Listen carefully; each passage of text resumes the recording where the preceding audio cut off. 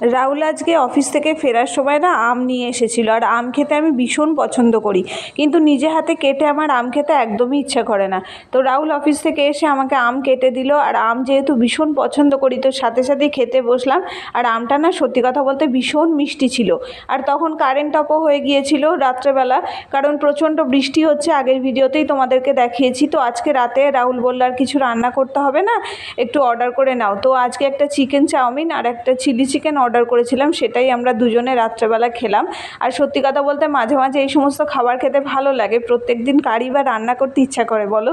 তো আজকে রাত্রে ডিনারটা তো বেশ ভালোই হলো। আর ডিনার করার পরে রাহুল প্রত্যেক দিনের মতো আমার মাথার সামনেটাতে তেল লাগিয়ে দিচ্ছে, কারণ এই জায়গাটাতে না আমার চুল একদম হালকা হয়ে যাচ্ছে, কেন জানি না। পিছনে এত লম্বা চুল কিন্তু সামনেটা খালি হয়ে যাচ্ছে।